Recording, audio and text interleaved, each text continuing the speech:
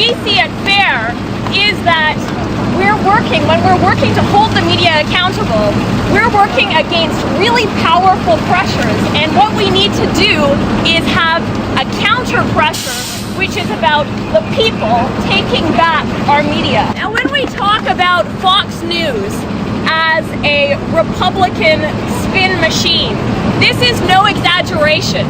We know that Fox News was founded by Roger Ailes, a longtime Republican operative. There is a revolving door between prominent members of the Republican Party, of Republican staffs, and prominent figures at Fox News. So we see people like Tony Snow, former speechwriter for the first President Bush, going on to be a host, an anchor on Fox News, then popping up to do a speech on behalf of the Republicans while still employed by the Fox News channel. This is how Fox News works. We've heard accounts from journalists, very experienced journalists who've applied for jobs at Fox News, being turned down because they were suspected of being Democrats. Fox News is not a legitimate news organization. It was founded with the explicit purpose of countering what they deem to be the liberal media. Now at FAIR, we've been monitoring the media very closely since 1986, and we have never found any evidence of a liberal bias in the media. And it would be very, very surprising if we were to find it. For instance, NBC is owned by a large weapons manufacturer, General Electric.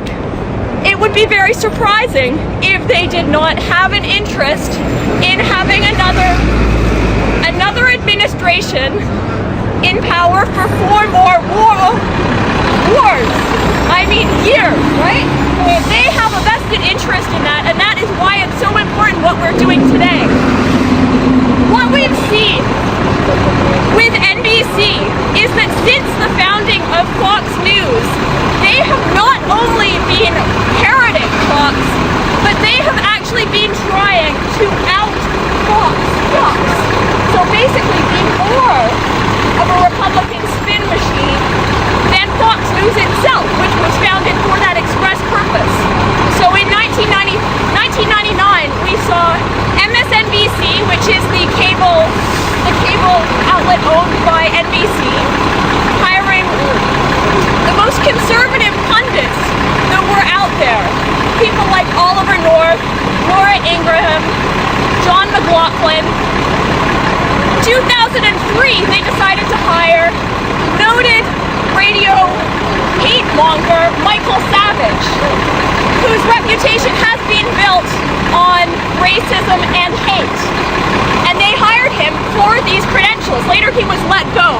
But that is the shift that we've seen at MSNBC as they try to out-Fox Fox. Now, luckily, the American people are not attracted to this kind of programming. What we've seen is that MSNBC's ratings have fallen. They have been in the toilet.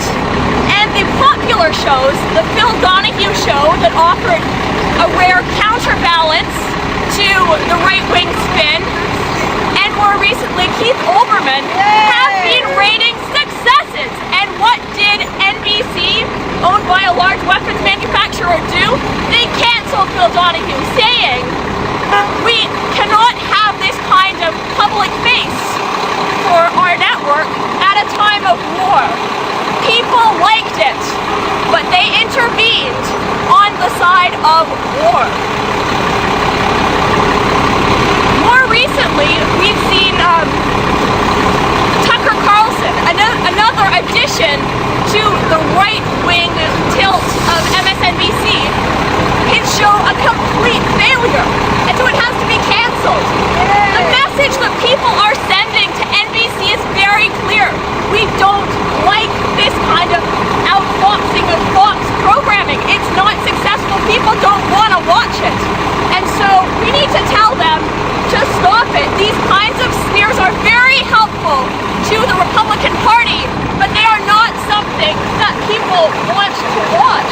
This, I think, sends a very clear message that not only are people not watching, but they're going to hold these media outlets accountable. And be a counter pressure to the phenomenal pressure that these outlets are under to cater to the Republican Party, to cater to big corporations that have a stake in Republican policies of warmongering. So thank you everyone for coming out.